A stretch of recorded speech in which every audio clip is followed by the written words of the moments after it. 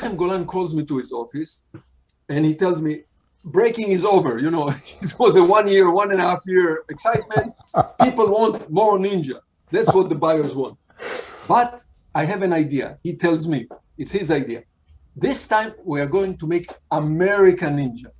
Now, this was a crazy idea on top of a crazy idea. Not only that the ninjas are good guys, now it will be an American. And this is really crazy idea because this ninja tradition is Japanese. It's part of the Japanese mythology. It's part of the Japanese history.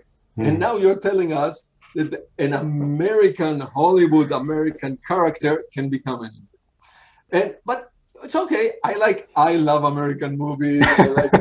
I like Hollywood movies. I like Steve McQueen. I like Sean Connery. That's what I want. So for me, it was, oh yeah, let's make an American Ninja. Great idea.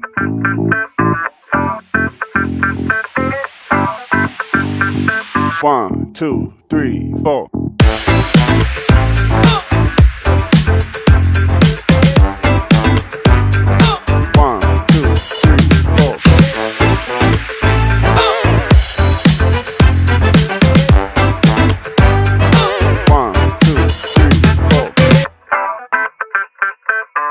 So, ladies and gentlemen, it's German late night again. We are here in Germany, and on my side is, as usual, my dear friend Sydney Thompson. Hi, Sydney. How are you? Wonderful to be with you, Chris. I'm great today, despite just having had a COVID jab and being in bed for a few days. Yeah, I know. I had to get myself out of that bed when I heard the guest that you have with us tonight. Wow, what an honor to have this guest with us. Absolutely, absolutely. So, he has directed 22 feature films to date, including many for the legendary Canon Film Studio. I think most notably the first two American Ninja films with Michael Dudikoff, Breaking 2, Electric Boogaloo, Delta Force 3, Cyborg, Cop, and one of my all-time favorites, the great Avenging Force or Night Hunter. Welcome, Mr. Sam Firstenberg.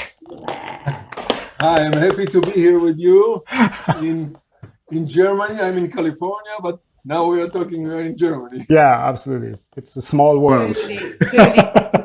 Truly international. And Sam, we cannot thank you enough for taking the time out, because I know a lot of the fans of this show are absolutely blown away by your work, and it really had such an impact on that generation. So we can't wait to dig into some questions with you, if we may.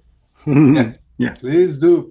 I'm happy to be here. Fantastic. So, Sam, I have to start off because it's just so exciting to us. How did you actually get into the film industry? And where did this love of film come from? Oh, okay. Where the love of film comes from, I don't know. One doesn't know because it starts at a very, very early age. When I was a kid, I grew up in Jerusalem, in Israel, in a neighborhood. And in this neighborhood where I live, which was not center of town, was a neighborhood outside, there was a theater, the neighborhood movie theater, which, by the way, is a historical theater, many, many years now. 100 years in operation now. But and we as kids, and I as a little boy, I used to go once a week, matinee, lunch, whatever it was in the afternoon, 2 movies, 1 ticket, and we spent the entire afternoon until the evening in the theater. So I was drawn to this probably to this form of telling stories with visual element on a big screen, as much as I can describe it as a little boy, fascinated by the idea that the story is being told with visual, with picture, with the moving picture on the screen. And probably that's where the affection for. Now, by nature, I'm probably a storyteller because I was one of those kids that come back home and tell the movie to the other kids. and we grew up on a lot of mostly American movies, mostly of the 50s. This was in the 1950s. mostly American movies, Western, gangster movies, Tarzan's adventures, but also Italian movies of the 50s, some French movies. And so this was the beginning. Later on, I cultivated it. As a little boy, I didn't understand the difference between this director, that director, how movies are being made, and it's not important. It's only the fascination. But later on, I became a teenager, high school. So I started to being more interested in movies. How is it made? What are the different countries, different style, Hollywood, Italian movies, etc. And I served in the Israeli military. It's a compulsive service, 3 years. So I finished 21 years old. When I finished the service in the military, I decided, that's it. I know what I want to do. I want to study this subject of how making movie, how do you make movies. I love American movies, so my aim was to Hollywood, from Israel to Hollywood. Okay. So your first film was One More Chance, right? With John LaMotta and Kirstie Alley in their debut, I think. And it was like a social drama. And you were already working in the film industry at that time and then went back to university to continue studying film, right? Is that right? That's correctly. We left my description, I left in 1971. I was 21 years old. I went to Hollywood. I'm talking with you now from Los Angeles, from Hollywood. Yeah. And I went to film school. I graduated, BA, 3 years in film school. And during film school, I started to work in the movies, but not as a director, of course, but I was all kind of technical jobs on the set. And eventually I became assistant director. I made many movies. And during that time, while going to school, I made few short movies. Mm-hmm. Okay. Then I graduated. It was 1973, 74, and 74. And I was working as assistant director, continuing in the industry. So I was, and even then I directed and produced a short movie by myself, half an hour. Mm-hmm. And in 1979, I was already 29 years old. I decided I don't want to be assistant director. That's not what I wanted to be. I wanted to tell stories. And the one who tells stories, the director, the writer and the director. I'm not a writer. I'm good at writing. But I knew I wanted to be a director. I went back to graduate film school, to MA in Los Angeles, Loyola Marymount University. And when I came to school, because I was 29, I was the oldest of all the students in my class. And I was the most experienced. I already had 5 years, 6 years, 5 years of working on movies. On some of them are big movies. Some of the movies that I worked for, big movies. And so I had the experience, and I decided that while I'm in school for this next 2 years, 2.5 years, I am going to, instead of making another short movie, to direct a full feature movie, which will be my chance to prove, like calling card, to prove that I can make a movie. And together with another student, David Mormark, he produced, I directed, I wrote the script. One More Chance. Now, you mentioned social drama. Yeah. This is the way I saw myself. I saw myself back then as a director who will direct social dramas influenced by Italian neorealism, French, Italian movies, and also American movies like the gangster movies, the movies which are dealing with the streets and and so on. Of Scorsese. And that's why I saw myself. So this movie, One More Chance, that I wrote, is a social drama. Prisoner comes out of prison, trying to put his life together, and in the social fabric of the streets of Los Angeles. And that's really why a hero's journey, also, isn't it? Which is a theme that flows through a lot of your films. But so in 1983, right? That was the first production of Revenge of the Ninja. Is that right?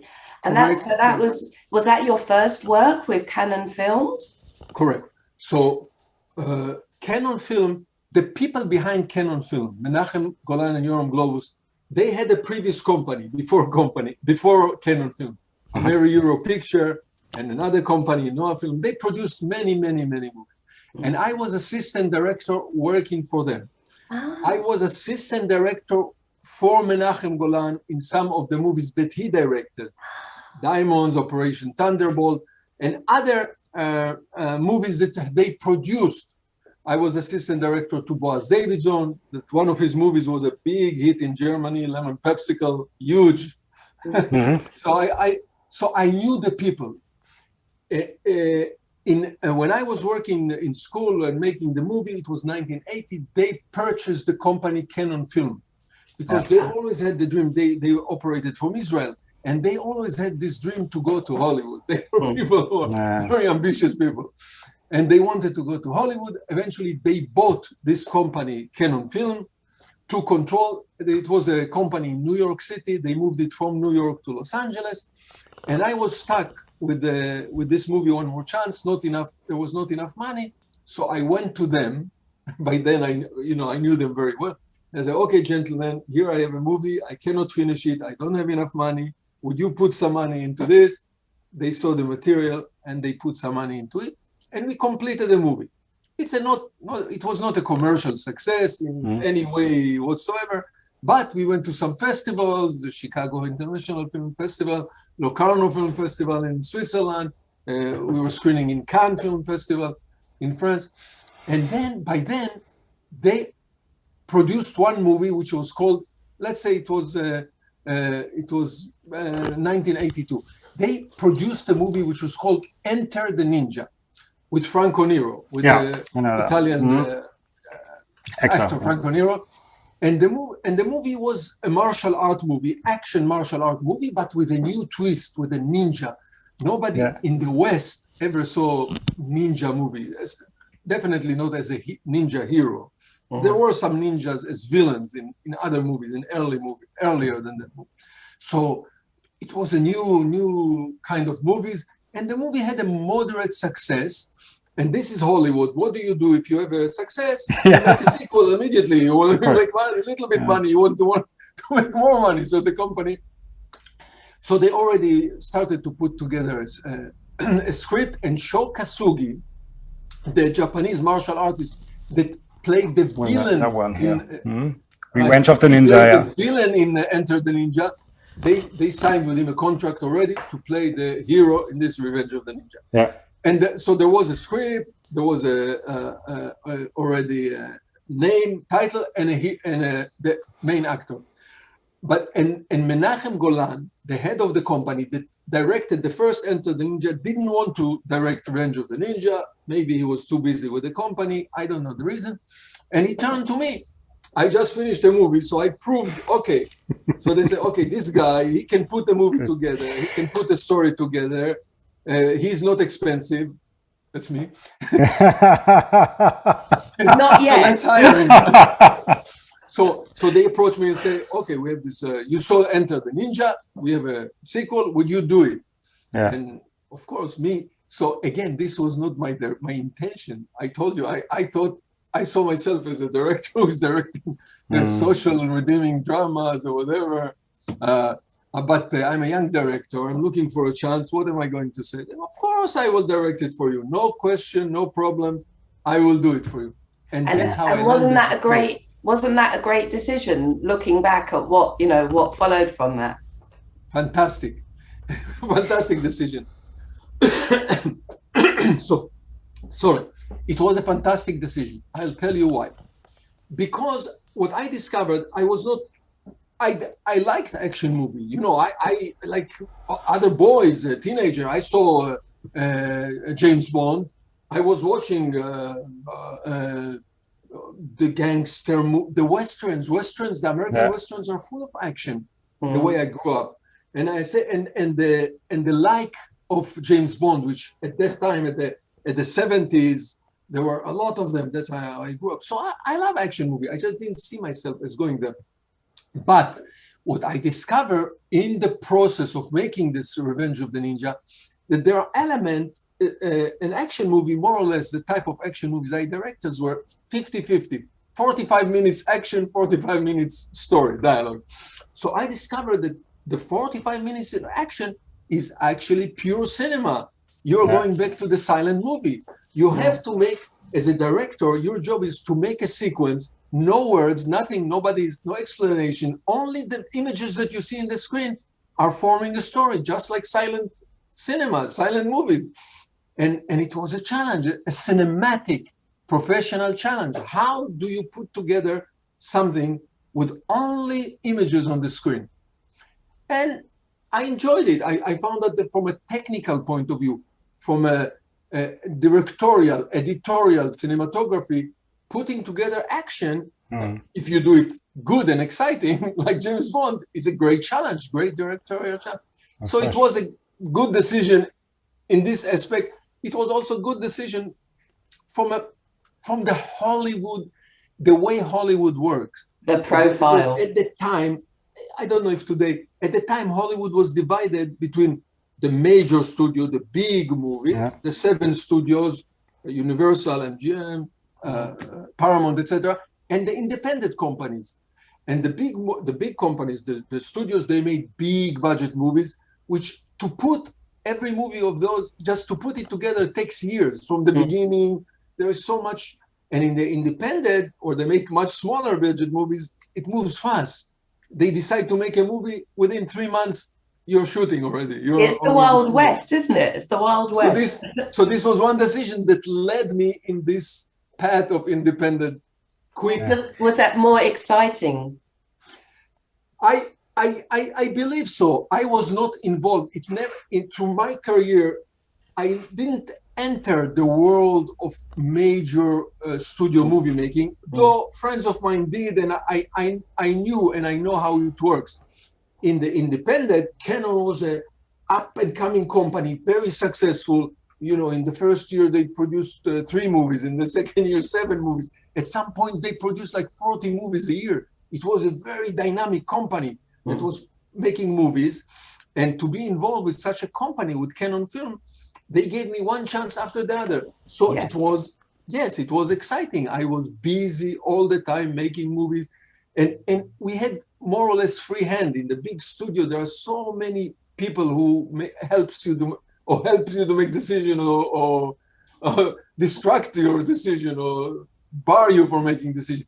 In Canon, nobody bothered me. We did whatever I wanted, more or less. I'm not You're making me jealous. You're making me jealous. But Sam, can I ask you, how were you seen at Canon Films? I mean, after the success of American Ninja, did you become kind of the studio's leading director? No, I cannot say leading director, because what Canon did more or less, Menachem Golan was a director himself, a storyteller. He understood. And he started to collect around him few directors, more or less, that worked with him. So there was a group of director, which was kind of in-house director. I was one of them, Sam Firstenberg, Joe Zito, Toby Hooper was in, Sheldon Leddich at some point was part of it. So there was a group, Aaron Norris later. So there was this group. But on the other hand, they also have directors who made the other type of movie, like Andrei Konchalovsky. Okay. Made the like, Runaway Train. Different kind of movies. But just to answer the question, whenever they had some troubles and they wanted to do a sequel or something, they turned to me. Breaking 2, Electric Boogaloo, Sam Firstenberg. American Ninja #2, Sam Firstenberg. So yes and no, but not the leading. I cannot say that. So not the leading, but the lead guy was Menachem Golan. Menachem Golan was the king of Canon Film. So not the leading, but definitely the go-to problem fixer. Yeah, maybe. But as I mentioned, they made so many movies that they needed more director just than one. They made so many movies. And the name Albert Payun made many movies for them. The low budget genre directors of the time, of the 80s, almost everybody worked for Canon. Yeah.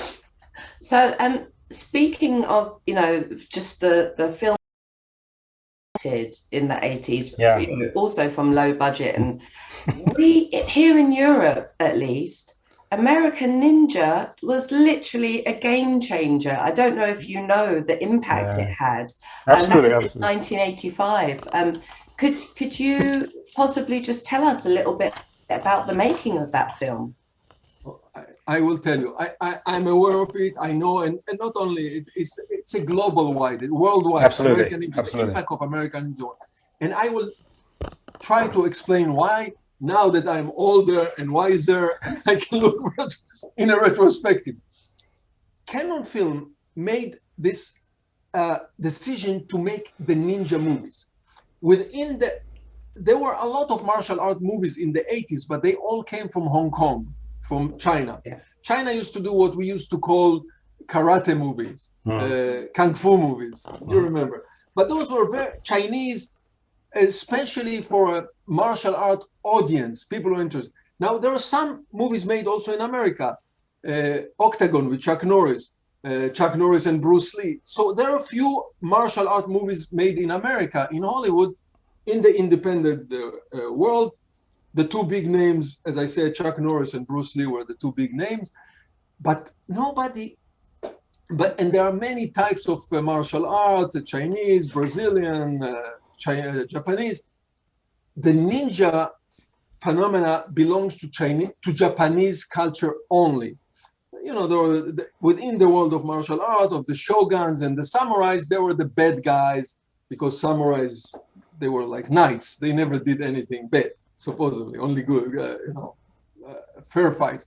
So when the shogun needed some dirty work, they turned to the ninjas. So ninjas appeared in movies in the 80s or 70s, mainly in Japanese movies, sometimes in the Hong Kong movies, but always, to the best of my knowledge, always as the bad guys, always as the antagonists, or some kind of bad people in the shadows that are harming.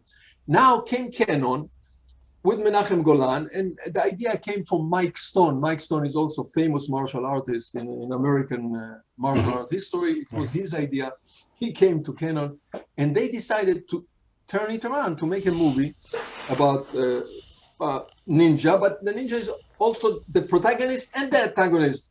All the characters are ninjas, that's it. And they will include martial art fight, but also regular action. So we landed, after Enter the Ninja, they gave me the chance to do Revenge of the Ninja, and another one, Ninja 3, The Domination, because they were selling good. They sell those movies very well. And this was this whole crazy idea that suddenly the ninjas are good. They can be good guys. After Revenge of the Ninja, and we did Avenging Force, which was not, the poster behind you, which was not a martial art movie. And then I was given the chance to direct a musical, Breaking 2 Electric Boogaloo. Menachem Golan calls me to his office, and he tells me, breaking is over. You know, it was a 1.5 year excitement. People want more ninja. That's what the buyers want. But I have an idea. He tells me, it's his idea. This time we are going to make American Ninja. Now this was a crazy idea on top of a crazy idea. Not only that the ninjas are good guys, now it will be in American. And this is really crazy idea, because this ninja tradition is Japanese. It's part of the Japanese mythology. It's part of the Japanese history. And now you're telling us that an American, Hollywood American character can become a ninja. But it's okay. I love American movies. I like Hollywood movies. You know, I like Steve McQueen. I like Sean Connery. That's what I want. So for me, it was, oh yeah, let's make an American Ninja. Great idea. I said. I told Menachem Golan. We wrote a script with a writer, Paul DeMilke, and we created a really a Hollywood American character, Joe Armstrong. We gave him some Oriental background, because when he was a little boy, but this is only an excuse to transition from Japan to America, to make this transition. And the movie, when we made the movie, we kind of felt that, and we chose Michael Dudikoff, the actor, to be, and that's important. In Hollywood movies, the actor, the star is very important, very, very important, whoever is the star of the movie. And he was right. He was the right character, the right guy for American Ninja. He possessed all the necessary characteristics. And the movie was finished. There was a feeling that it's a good, interesting good movie with a potential. At the same, when we finished the editing, Menachem Golan approached me with another script, which was called Night Hunter, which became Avenging Force. Avenging Force. And this was, I didn't know at the time, it was a script for Chuck Norris. Chuck Norris rejected it. So Golan asked me. It was a sequel to Invasion USA, right? Exactly. Yeah. It was a sequel to Invasion USA.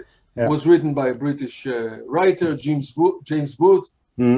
Actor, writer, and he asked me, do you think it will fit Michael Dudikoff and Steve James? Because by then we saw that there is a good chemistry. We saw on the screen. The movie did not come out. American Fighter, American Ninja did not come out yet. But we sensed that there is good chemistry between Michael and Steve James, Michael Dudikoff and Steve James. And he asked me, I read the script.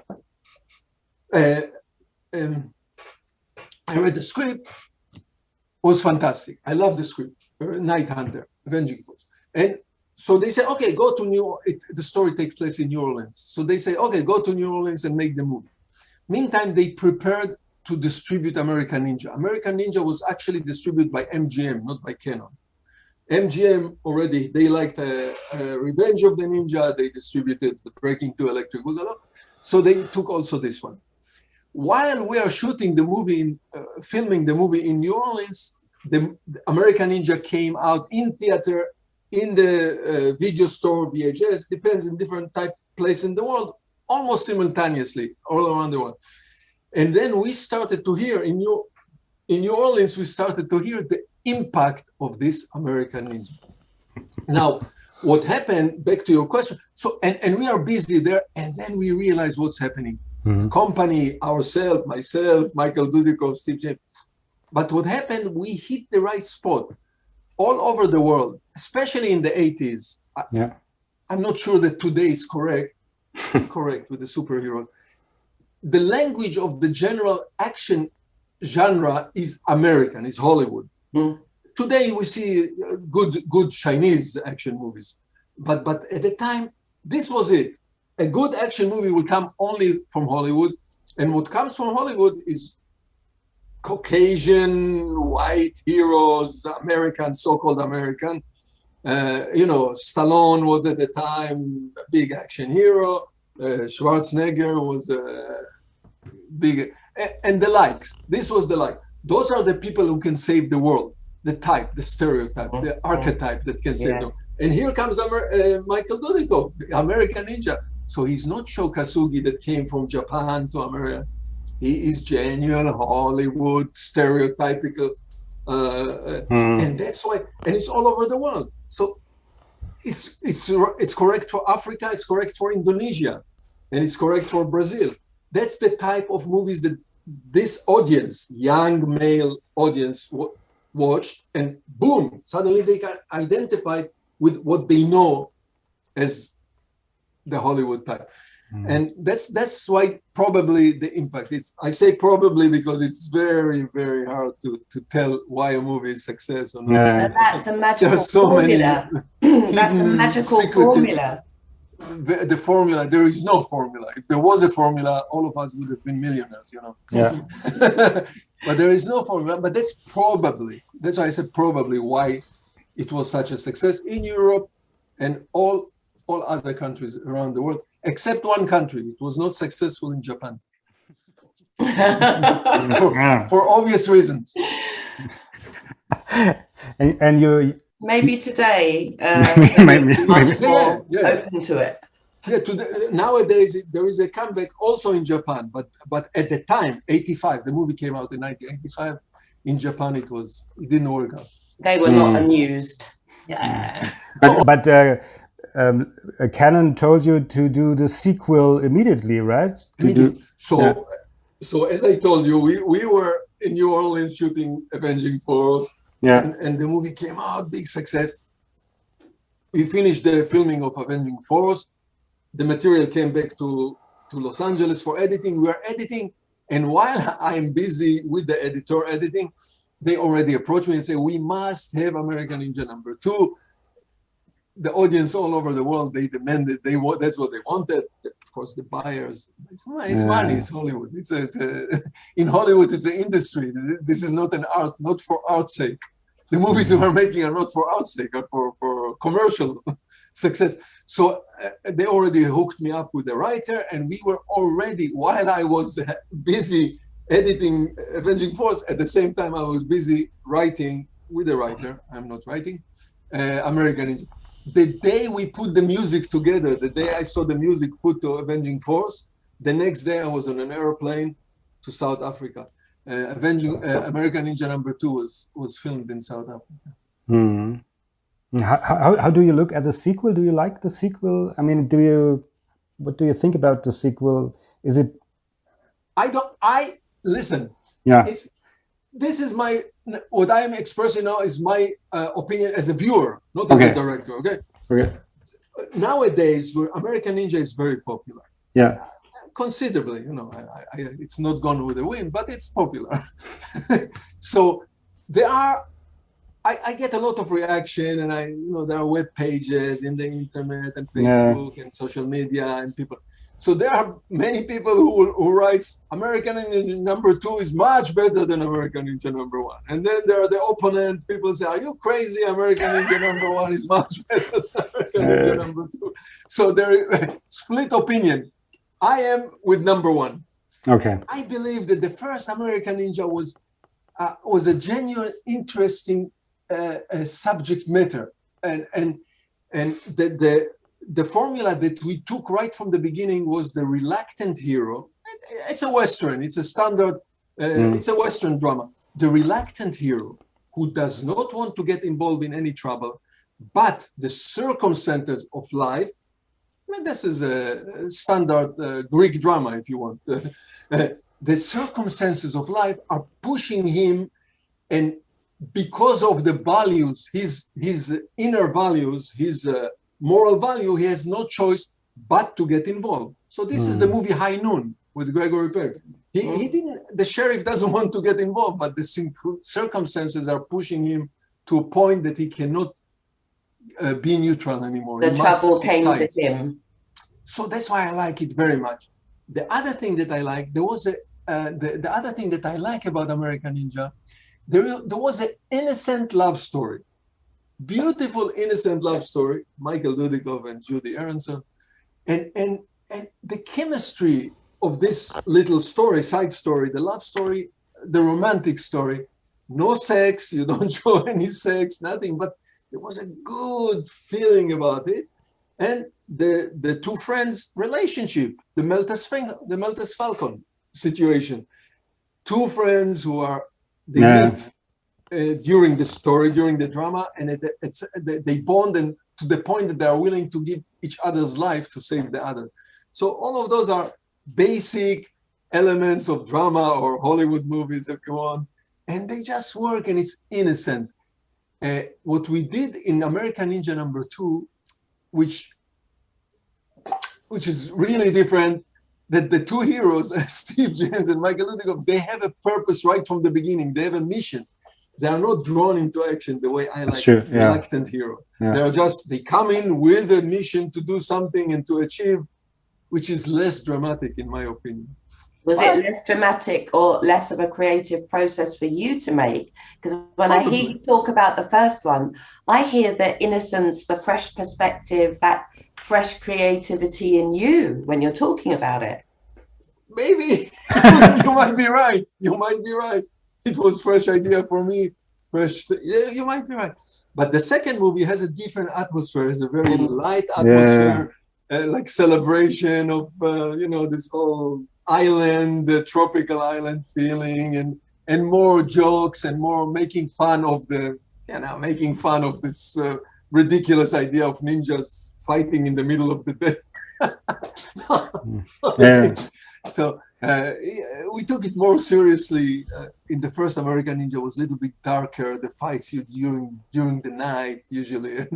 more dramatic, and then it almost sounds like that specific time where you were doing that work, even though you were following a lot of things that had already been done in the past, what you were created hadn't actually been done before, and that's so exciting. And when you compare that with like today's Hollywood, today's film industry, that's night and day. I mean, could you maybe just talk on how you feel about the film industry today?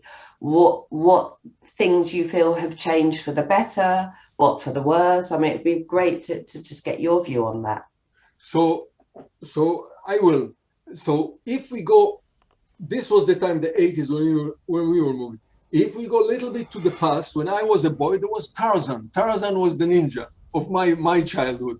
You know, they created all kind of Tarzan sequels, one after the other, Johnny Weissmuller, and but they were primitive. When you see them today, primitive movies.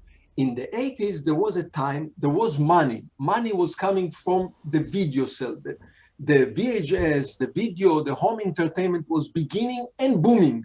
You guys remember, all over the world, there was, maybe you don't remember, there was a rental shop in every corner of every neighborhood. Yeah, of course. Darling, I'm almost 50. I remember. Yeah. That poster is from a rental store. Walking to a video shop. So this new industry, this new outlet brought in a lot of resources, a lot of money that the big studios did not pay attention. So all the small companies, Canon, Corelco, PM Entertainment, there were many companies like Canon. Canon was the biggest. They used this money to make much better action movies than Tarzan's, let's say, okay? Not as good as James Bond. We didn't have this kind of money, but we had enough money. There was plenty of money, and we make much better movies than in the 60s, action independent movies. They look good. They look rich. We had enough resources. What we didn't have at the time, we didn't have enough money, let's say, and it was not developed enough. The optical special effects in the 80s were not developed enough.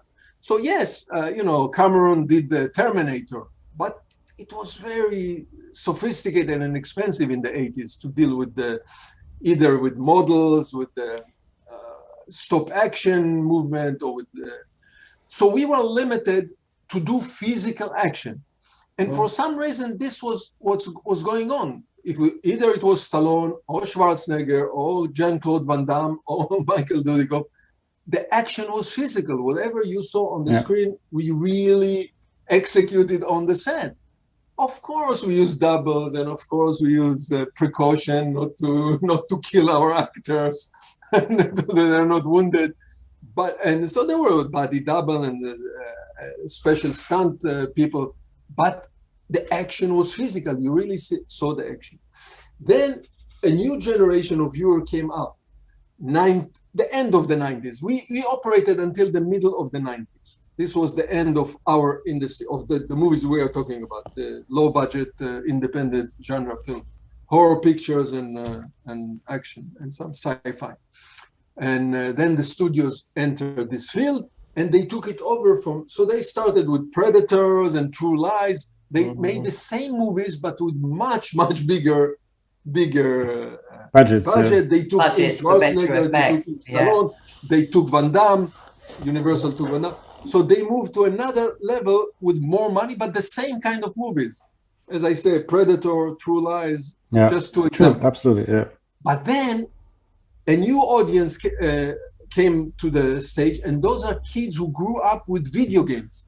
When we were making movies in the 80s, they played video games, and in the 90s, they played video games. So now they perceived action in much faster pace and in a much more not only dynamic but fantasy world. Yeah. Because in the video games, as you know, everything goes. Every fantastic idea goes. And out of this, as a response, the new movies of the superheroes started to emerge. And those movies and other action The Fast and the Furious, for example. In those movies, they are using a lot of optical effect, which enable them to do action sequences which are so fantastic that are beyond, they are not reality anymore. Yes, if you have a car flying from one top of one building to the other building and landing and continuing, this is not doable. It's not a reality. A car cannot fly from one building to another. Spider-Man cannot circle the Empire State Building. Oh, shush, don't tell my son that. But it's exciting. Yeah, absolutely. It's beautiful. Absolutely. It's much bigger. But as a director, you have to rely a lot of optical special effect. Sure. Blue screen, what they call them, blue screen, cables, hoisting, and you are using the actor, your real actor, the real star, you're using him less and less and less and less. And most of the action is executed by doubles. And here and there you get a close-up of your hero, maybe except maybe Tom Cruise, that the rumors is that he's doing everything himself in Mission Impossible, or most of the stuff himself. But most of the action today, the stars, the real actors are not doing it. There is a second unit with all doubles, and they go and they do it. And then months and months and months of working with the special effect department and optical effect. So what we gain is fantastic action, beautiful, mind-blowing action, which fits the audience that grew up on the video games. What we lost is the immediacy of the action, the feeling, this hidden feeling behind. When you see it as an audience, you don't have to understand the technical. You're an audience. You don't have to be a movie expert. But there is a subconscious feeling. There is a feeling in the background that you see that the movies of the 80s are greedy, when somebody falls to the ground, really falls to the ground. When a motorcycle goes over a wall, we really had a motorcycle going over the wall. It was not a fact. There was nothing. Yeah. So there is a feeling, and that's the reason for the resurrection of those movies of the 80s. They are now coming back. First of all, for nostalgic reason. Some people from the 80s, when they were young kids in the 80s, and they see the movies today, they kind of they miss. Like me. They want to see this action. You are one of them. They want to see the action, the gritty action. So they go and they watch it again. There is a return. And there is a young generation who rediscover this feeling. And I know that those movies are being a lot discussed, not only the movies of Sam Firstenberg, but I say Sheldon Lettich, Albert Payun, Joe Zito, all those directors, all those movies are coming back. They are being screened in festivals. They are being screened. There are a lot of fans and people are talking about it. And I'll just tell you, I'll finish to answer your question by telling you an episode. I was invited just before the pandemic, January 2 years ago.